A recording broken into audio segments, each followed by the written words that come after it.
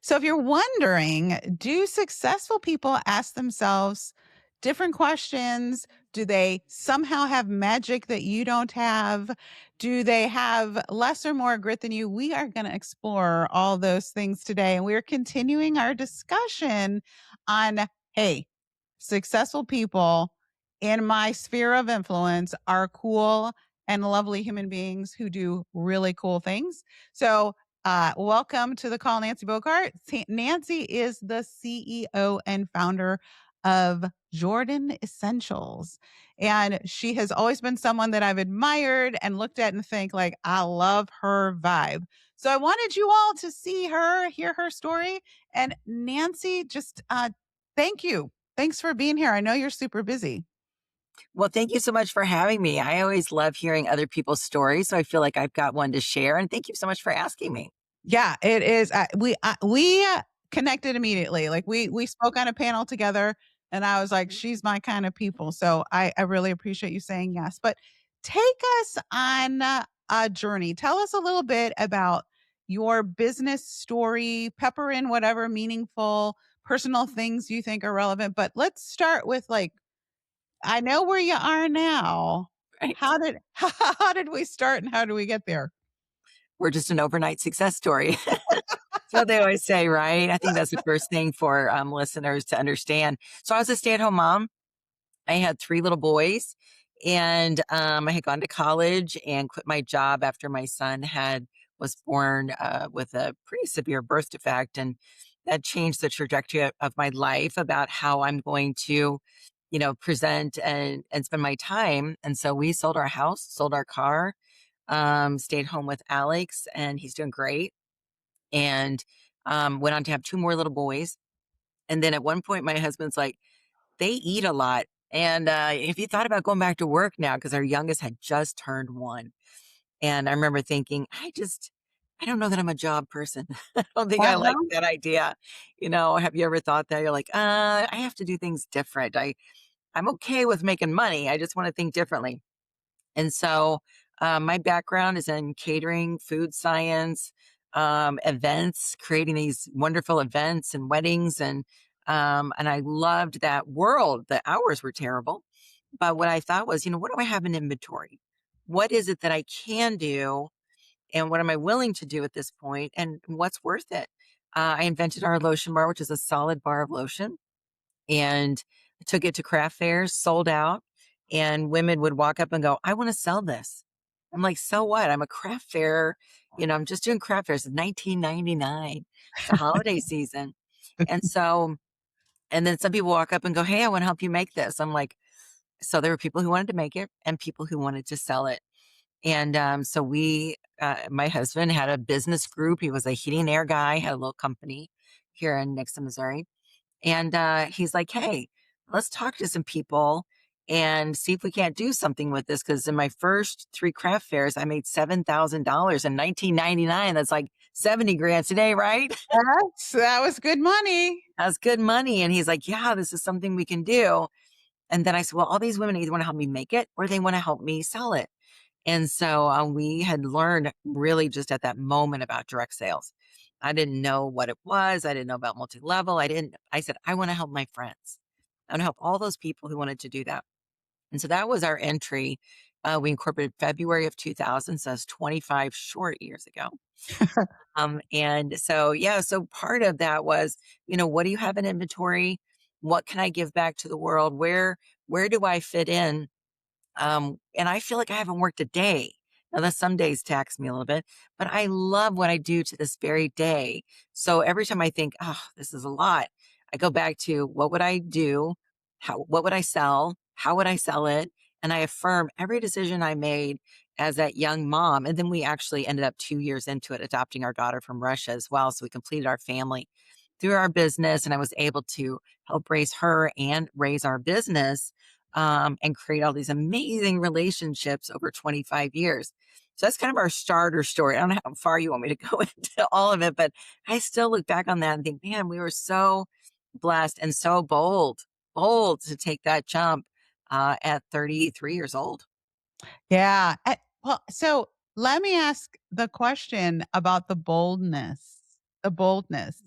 So where did that come from? Where did you conjure up the boldness? Because you started with a bar, which sold for how much at the time? I mean, I'm Like sure it was $7, something like that, right. I want $8. everybody to get the sense of how much was being sold here to generate $7,000, right? So, where did that boldness come from? Was it desperation? Was it inspiration? So the first one I went to, my husband, Ron, who is my favorite person on the planet, he said, I want you to just go and have fun. He goes, don't go and sell stuff. He goes, you're at the house all day with the kids. I love people. I'm a major extrovert. He goes, I want you to just go have fun. You wanted to make some extra money for Christmas. If you sell something, great. If you don't, go and meet people. And so my intention was, I knew I had a good product. I love the solid bar of lotion. We've hand poured almost 5 million of them. Mm. We've got to be really close to approaching 5 million bars. And so I don't pour all of them myself now. But my mom and I were pouring all these bars. And so I talked my mom into going to this little high school craft fair. And we were sitting there and people just kept walking by. And I'm like, well, how are they going to know? And my mom was the first car saleswoman in the St. Louis area in the 70s. And she goes, get up, put in their hand and say, have you ever seen a lotion bar? And let's start the conversation. And we got up. I had these little saucers that I'd bought at like garage sales. I put my lotion bars on there. And I get up and say, have you ever tried a lotion bar? I'd put in their hand like, no, and they buy 5, they buy 10. And I was smart enough at the time. I put my phone number on all the little cases and Ron was at home. Had just bought this little farmhouse and people started calling our house. It was our landline, which is now our phone number still here to this day. And he said, people are calling to order your lotion bars, Nancy. I'm like, take the order. He brought sheetrock because we were knocking down a wall or something. But it wasn't desperation because I mean, I always believe that everything works out. Because if you look back over your life, I don't care how old you are, does it always work out? Yes, it does. 100% of the time, you either live or you learn something through that moment. So I can't regret anything. So watching how, that great moment where she's like, just put in their hand and ask them. I borrowed somebody's boldness. I borrowed my mom's boldness in that moment. And you do need to be bold because I knew what I had was great and I knew it would help them. And then those are the people who are like, yeah, I want to do this. So over the years, you have to go back and go, okay, I don't want to be obnoxious and I don't want to be in people's face. I want to have something I know, a value. I want to meet amazing people who want what I have and you just enjoy the journey. So there were a couple times like in the financial crisis in 2008, 2007, 2008, that was our hardest time. Pandemic wasn't the hardest for us. Starting up wasn't the hardest. That was about 6 years into our business, 7 years into our business. It was a very, very, very difficult season for us. And that was where you really figure out what you're made of, where you have got to push through. Desperation did set in a little bit. I'm not going to lie.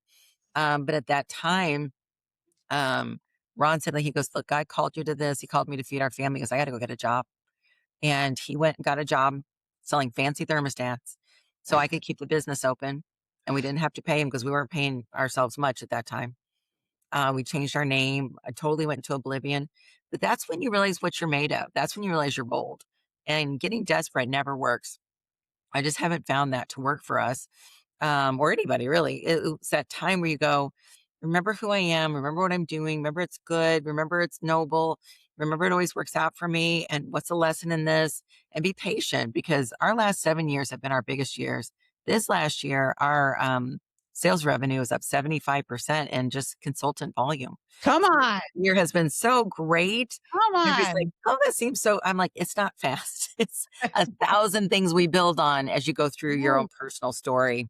Yeah. So you said a couple things that I've heard repeatedly from successful people. One of them is the word intention. And by the time this podcast airs, I will have done a series on the importance of intention Love it. because there are women that are just out there working without intention, which to me is like flying a jet without a destination. So, can you speak a little bit to the importance of intention and success and how that played a role in your next steps, whatever steps they were? Yeah, so thank you. Looking at what our intention was, Ron's intention was to feed our family, and to protect me and to keep me on my path. And Uh-huh. so going in, I became the CEO of our company in 2007. I've been the CEO ever since. That is not what I signed up for. But whenever I looked at my intentional actions, always trying to learn, grow, be more optimistic, be more grateful, meet more people. Um, I always say our original mission really hasn't changed, is to help people find a great path by being a customer hostess or consultant with our amazing products and to help them in the journey with or without us. I mean, sometimes I help people and it has nothing to do with our business. My intention is to educate, empower, and equip people, There we especially go. women, a few good men. But Mhm. that's my personal mission statement is 3 E's. So I have to, when things get tough, you've got to go right back down to the base. If your base isn't strong and you don't have your roadmap, I used to have these huge goals. And I thought, when I hit this goal, I'm going to do this. When I hit this goal, I'm going to do that. And it was so funny because I hit that goal several months ago, my big one, and I didn't even notice. I didn't even notice. So, and then everybody's like, we were in our sales meeting, like, did you realize you hit your big goal? I'm like, it doesn't feel as big as I thought it was going to be. But I met this consultant named Mary, and then I watched what happened in her life, and I realized I was educating, empowering, and equipping her for the future. And then I have a new person in manufacturing, a new manufacturing manager. She's young and fresh and excited. I'm doing some coaching with her and watching her thrive. Or watch my two sons help us run the company now. I never intended for this to be a family business, but it's absolutely turned into that. Three of my four kids work here and watching them grow and thrive as you leave that legacy, uh, that's become a new intention, but it's really still built on educating, empowering, equipping people. It just happens to be my children or Mallory in manufacturing or Mary who just joined the company. I still do all of our Director 101, which is our entry level leadership welcomes every month because I want to know them. I want to hear their story. I want to see where they're at. I want to see how I can educate, empower, and equip them to be their best and highest self. And the more I stay on that path, yes, the sales come. But I will tell you, after 25 years, as long as you're profitable, making money, and you're not worried about what's happening next with your finances, which we're a debt-free company. I did that probably 10 years ago because I'm like, I am tired of living like this. So out of 25 years, we've had 15 debt-free. Um, so it is interesting. So we have 10 debt free out of the 25. So, but thinking about how you stay on purpose with your intention, you have to set that rock. You've got to set that, Mhm. you'll come back to Mhm. it again and again and again. So yeah, I'm excited. I'll have to go back and listen to the series. Yeah. Well, it's kinda interesting because one of the things that we talk about is that there's a line, that intention creates a line in the sand, and you wanna operate above the line. This is my intention zone, Yeah, and when you don't have intention, there's nothing to say no to because everything's in play when there's no intention. So you have built your business living above the intention line and saying no yeah. to things that didn't work. So let me ask you a question. What are some things you've had to say no to because they didn't align with your intention? So, because I wanted to keep my faith and family first. And so when you do that and you run a company and I'm running it by myself. So my husband's a minor or owner, still my favorite person. And, That's so good he's to the hear. CEO of another company. And so, it was really hard with 4 kids and 4 different schools at times, saying no to, activities and things like that and being intentional. I would have people tell me, and if you're listening, and I'm so sorry if this is you, they would say, "Oh, I can't. That day is my, husband's birthday." And I'm like, my husband would be like, go, I'll see you on the next day. I'll see you the day after because we as a family knew that this is where we were going. So I did miss a couple of milestone moments, but looking at my kids working with me now, compassionate, kind humans who, do the right thing as much possible as we can, but saying no to some of that. So the other thing I really had to say no to, and this, I was thinking about this when you were talking about intention, was how I let other people talk about me. And if you are a strong, especially a strong woman, there will be people who don't like you or want to pull you down below that line. And, they always talk about the dot on the page. What's on the page? Oh, there's the dot. Yeah, but you're missing 99%. I mean, you got to do some strong self coaching and it doesn't end. Don't know why. And the more successful you get and the more you do, haters gonna hate. And so you got to be so intentional about the words you tell yourself, who you believe and Mhm. and who you spend your time with. So I say no probably more often to people who try to get into my circle that just and I'll try, but if we get to the point where they cannot stay positive or they're not going to sow into my life or they have jealousy issues or I feel like I can't share, then it's one of those things that's been really difficult, but saying no to some relationships with some people over the years or an organization that you once aligned with that you're like, okay, this is all the time I've got. Um, Silly thing, but I started doing Pilates twice a week. What a huge pain in the neck and time suck that is. But as I get older, I'm like, I want to say yes to being healthy. Yes. I've got to say I block that time off. And as easy as it'd be to say I'll just skip a class, I don't. I just need to stick to taking care of me first. I wish I'd have been known a little bit more of that when I was 40. People always say over 50, you get a little bit more moxie. It's true, but if you're listening to this and you're not 50 yet, just Uh-huh. do it. You don't have to wait Yes, anymore. you don't Give have to my wait permission you don't to, have to wait for you don't have to wait for act 2. don't wait. Don't wait.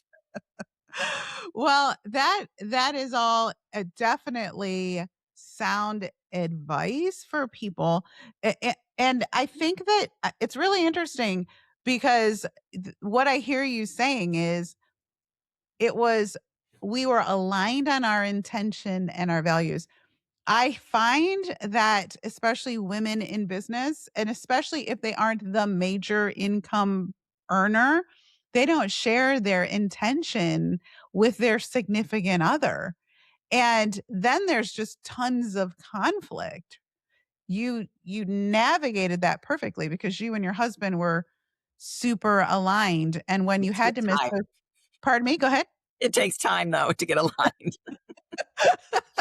A little bit of work there. I'm not gonna lie. It does, and you gotta bring home some cash. I'm telling you, I always tell people, I'm like, "You know what? Your husband's belief will match yours, but it'll be amplified by the number of digits in the ch." Amen. You start making money, and all of a sudden, there's a lot of things they're willing to be flexible about, so the other thing that you mentioned that I think is super significant, and I think women downplay themselves all the time, was this awareness around personal inventory. Personal inventory. I'm curious, where did you learn to do that? And how important is that? You have a huge sales field.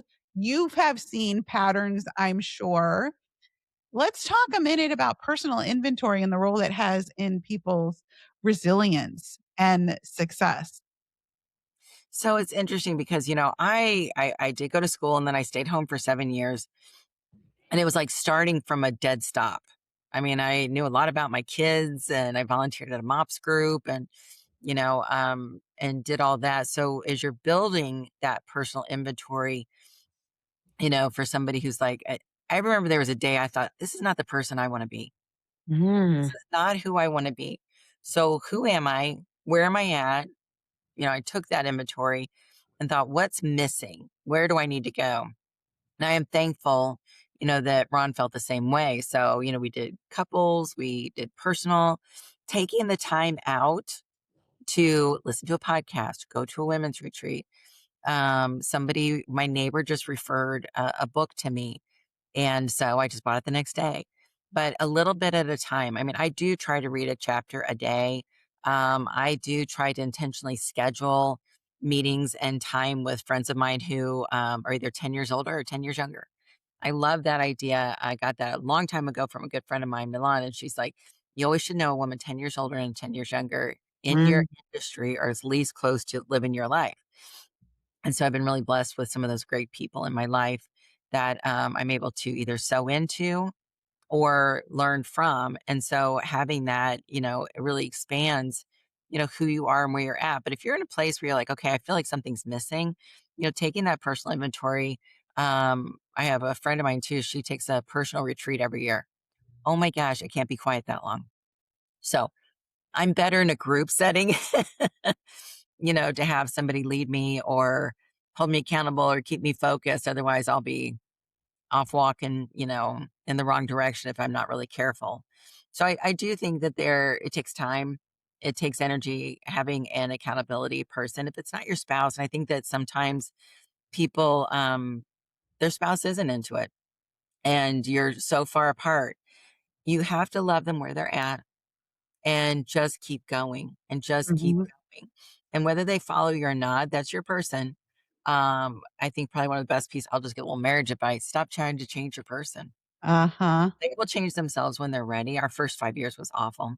They just were terrible. And we both decided that we just don't want to be like that anymore. Yeah. And so we picked up a new path and we spent years doing it. It's gotten better and better and better. We've married 36 years. Come on. Yeah, Congratulations. I know. I was a child bride. Yeah, longevity is important to both of us. And to do that, our five core values, our number three is learner. You've got to keep learning to make this life the best it can possibly be so that you can give to the most people you can to leave the impact on the world that you want to leave today. I want to leave more than just soap. I want Yeah. to leave with a little bit of hope. Yeah. You know, you strike me the thing that I'm watching that I hope our listeners are like really tuning into here is you're very clear. You're Yes. very clear about who you are, what you want to do, and why you're doing it and where you're going. Like, I love that you can iterate, like, just at a moment's notice. My core values are these. Number three, Yes. number three of your core values. Yeah. Like, you're like, let me just, oh, here's number three. And that comes obviously with some intention, but have you always been someone interested in improving Nancy or evolving Nancy? Is that something that you grew up doing? Is it something that you learned? Like, this, as you say, didn't happen overnight. And I'm just curious. Like, I know I learned that later in my career. They're like, oh, you're supposed to be becoming someone along the way. Like, I was like, no one mentioned that. Good information, maybe a lot earlier. But where did you pick that up? So I think some of it, and Ron, I love studying behavioral science, people's personality types. And so if you study DISC or anything, Yeah. I think we all have it in us in our own zone. And so once we started studying some of these like behavioral science or personality profiles, I'm like, oh, because Ron and I are like totally opposite, or like the Myers Briggs or all that stuff. One of my favorites, if you want to pick up a good book, is The Strengths Finder. You don't have to read the whole book, just read your own strengths. So we don't have strengths and weaknesses. They just say play to your strengths.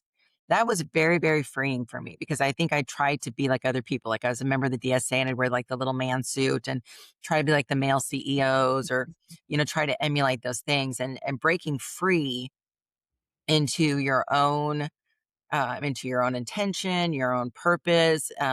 I do love that society, probably in the last 5, 10 years has embraced more of unique. Unique is better. Yes. But I'm telling you, back in the day when I started the company, it was about uniformity.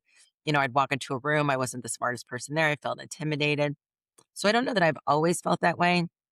But as soon as I was freed up to say, I am, this is my personality. These are my strengths. I don't have to have weaknesses. I have a whole team of people. Whether you're the boss or not, you're surrounded by people. I think that God makes us all different so that we can complement each other. But every person can find their own drive, their own sense of ownership within their own personality and stop trying to be somebody else.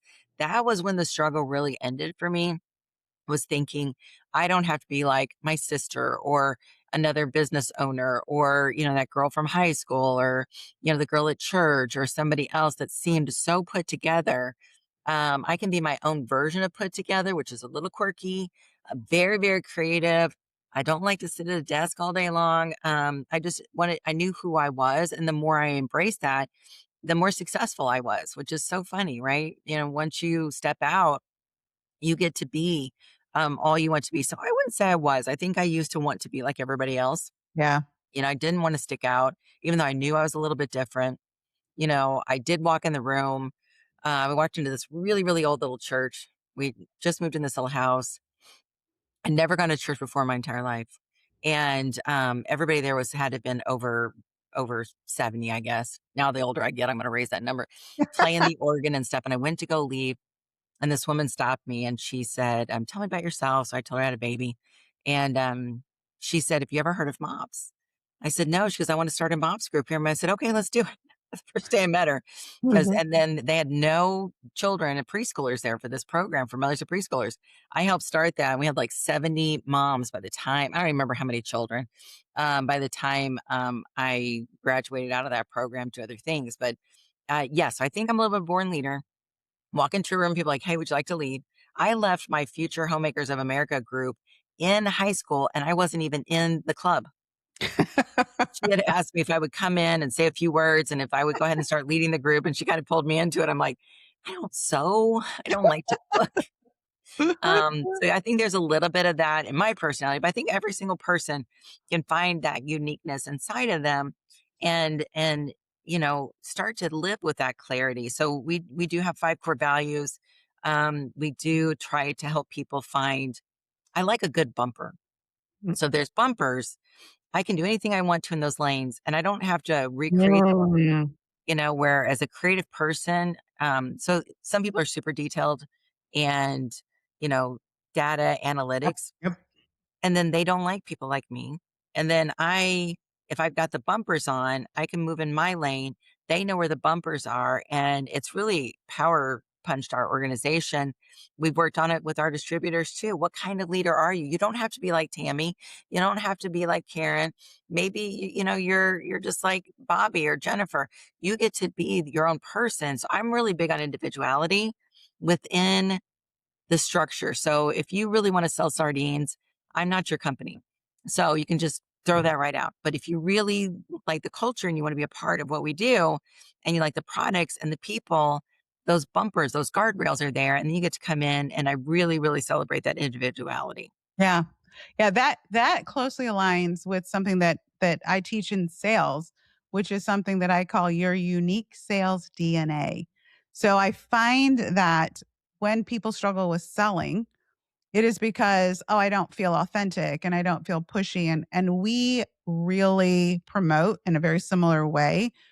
Like, take this test, figure out what your DNA is, find out, lean into those things. And by the way, when you listen to other people who have different DNA, learn how to meld those things instead of copying that person. And then you are enjoying every conversation because it's aligned with who you are. So completely, completely agree. And I think in today's social media world, it's just really easy to accidentally adopt somebody else's personality and values. And you need to be reminded you're your secret sauce. You're your secret sauce. People can't compete with Nancy because there's only one Nancy. So lean into being Nancy, you know? That's definitely we're aligned 100%, and it leads me to my next question, which is having a business that has had its ups and downs, and because I'm on this other big campaign of like, "Listen, stop glamorizing business. It has its ups and its downs. It is worth the effort." But having had a business that had some ups and downs and you are on an upward trajectory, which is fantastic, what do you have to say to someone in particular, maybe someone who's in a company that is experiencing a down and they're having doubts? Like, what would your advice be to them about next steps for them? Should, what's their responsibility? What was some of the advice you gave to your distributors? So I think one of the things I do really well is I'm a transparent leader. So if you're in a situation where you feel like somebody's not being transparent, I would ask them for transparency. I'm always open. I'm open to conversations. Yeah, like we have convention, I'll just spend hours. People are like, "Do I need to make an appointment to see you at convention?" I'm like, "No, this is my time with you as well."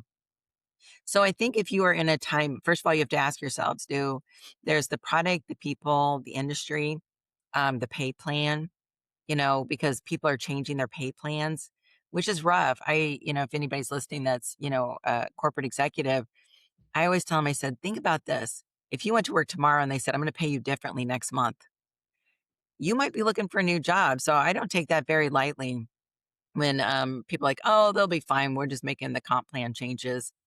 We hold that very closely. We work with our top leaders. We do a lot of modeling. We very, very rarely change that compensation plan. And I know economies are changing and things are happening, but for us to be able to stay debt free, that we stay the course, we stay really close. I get told this all the time, and I don't understand why, and I'm just not going to change it. You are such a real CEO or a real owner, and you're so accessible. I'm like, well, how boring would it be if I wasn't? And how would I know what's going What's on? And going on? how do you run a company that you're out of touch? So, I pride myself on that. And I still love what I do. So I want to be very, very present with our field. So if you're going through a downturn, and we did, and we lost people here and there, because whatever is happening in your family, I won't judge you for it. Whatever you've got going on Mm, in your life. Now, I hope we'll have a conversation. If you've built to a certain level and you've been a part of our family here and our culture, and then all of a sudden you're gone, I will miss you. I will notice, and I'd love to talk about it. But life does happen for people. But if you're looking, I do think it's easier, it's better for people to stay. If you can stay, and I've even had people call and say, "Hey, I'm interested in looking at your company. I'm with this." I've talked them into staying at their company. Unless it isn't in line with you anymore, with your ethics, your morals, that pay plan doesn't work for your family anymore, something's happened with the products, then that's a little bit different. But if you feel like there's just shifts in the industry and things happening, ask for transparency, lean in where you can. We have an incredible amount of longevity with our field and with our leaders. It is incredible. We just had the 25th anniversary and we had the OCs because we were originally Country Bunny.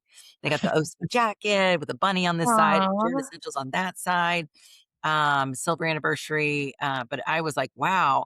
And how many people stayed our customers, even if they rolled out of our database as a consultant. I just was yeah, at a class the other day and this gal's like, aren't you Nancy? I'm like, yeah. She goes, I was one of your reps 15 years ago. I'm like, really? She goes, I've been a mm, customer ever since. So aw, you've got to hold your integrity. You got to, people want to be a part of something good. And if there's something you feel like is bad, don't let your head play games on you. Go find out. Go find yeah, out. Live in the truth and reality, and then mm, lean in. I think too many people give up too soon in our society these days. We're hiring for a position. I'm like, you've been here 6 months, there 8 months, they're, hopping around. I why? have a hard time taking you seriously that you're not going to do that to me too. Evidence shows that's what's going to happen. So there's a little lack of that diligence and drive, which is our first two core values, that wouldn't work with us here at Jordan Essentials because, we do expect people to have a diligence, which is what do I need to learn? What do I need to know? Where do I need to go? How do I find that information? And hopefully we feel like an open door for that too. Yeah, yeah, and I think too, it depends. I think the conversation needs to be had is, have you done all the work you need to at Yes. at the business you're at? Because if you think you're gonna escape a lesson by jumping to another company, Never I've works. never seen that happen. I'm like, "Yep, still struggling with the same thing over there, Yeah. over there." So don't do it. Well, Nancy, where can people find you? Where are you hanging out? Are you on social media? Tell us, if someone's like, "You know what? I love that Nancy. I love her vibe." Where can they find you? So, first of all, I think the easiest place to find us is our Facebook business page. I do classes on there every month called community classes on essential oils, personal care, and natural products. I did a gifting class on how to put together gift. I still love doing that. A lot of fun. We do some really great content on there. We got a great message chat there that the whole team watches for. We pass on all the messages. I used to have a website, but I'm like, I got a whole company there. We also have one called Discover Jordan Essentials. And I think that's the name of the Facebook group, or you can go to our main page and we'll send you there. But we do what I call open heart, open house. And so in that group for 3 days, we do quite a bit of interaction, learning about Jordan Essentials, who we are. And I'm on there with them as well. And then that group's open all the time. We're on TikTok now, Instagram, Facebook's our primary platform. We also have a great website at jordanessentials.com. We have consultants in all 50 states. We've got leaders everywhere. But yeah, so I'm hanging out with my people. I'm on there. I have a personal Instagram separate from the company. If you'd like to see my amazing dog, my husband, my kids, if you want to see my life, it's just Nancy underscore Bogart, 20, Okay. 26, I think. So, uh, Fantastic. And yes. tell us where you're taking where are we going with Jordan Essentials? What's your 2026 and beyond goals? So 2026, we added on to our building. We actually will break into the building. We'll move in here in 2026. And we are moving into, we have the 25th anniversary. I feel like that's also a sweet spot in your marriage. So this is moving into Mm. our era where, we have so much abundance. We have resources for new bottles, packaging, adding on to, we're investing. This is our year of investing in our Mm. field, investing in, technology. For a lot of our processes are still very artesian is the word I like to use, which just means small batch because we make our products. We don't just sales and marketing. We make our products here in Nixa. Also, because we create a lot of jobs here, we also work with the disability community. My daughter's one of them for job sites. So we're doing job creation at a time where unemployment's at an all-time high. So, but really, it's the year of investing in all that's been given to us, and then multiplying on that. Because I think Mm. we're at a point where it's the flywheel effect. If you've read Yeah. about that, where it's so hard to push, and it's getting faster, and you can go like this. So I want to enjoy that season and Yes. enjoy where we're headed and expanding our horizons, staying in the United States. I'm really not interested in international business. I think there are women in Idaho who need us, and New Jersey, and Tennessee, and Michigan. I just feel like there's so much opportunity here in the United States, and especially manufacturing here, shipping here, and just creating such a great build moment. Because last year was like holding on to the tail of the tiger. It was so crazy. I feel like we're like, okay, recalculate, reset, and then let's go again. Well, congratulations on Thank you. your success and congratulations on the person, honestly, you've become and the impact that you're creating. I'm going to let you end off with one last thing Okay. that, like, if nobody remembered anything from this conversation except what you're about to say, what would it be? I took this motto a couple years ago that it always works out for Nancy, but it always works out for you too. And all you have to do is insert your name right there because your mind listens to you. It hears what you say. If you like my confidence or my story today, that can be yours because nobody can take that from you. And there's really nothing stopping you except the journey you have between who you are today to where you're going to go because it does always work out for you. Oh, that's her story, and she's sticking to it. I Yeah. love it. I love it. Thank you so much, Nancy. It was great having you. Thank you so much for having me. I really enjoyed it. Yeah, thanks.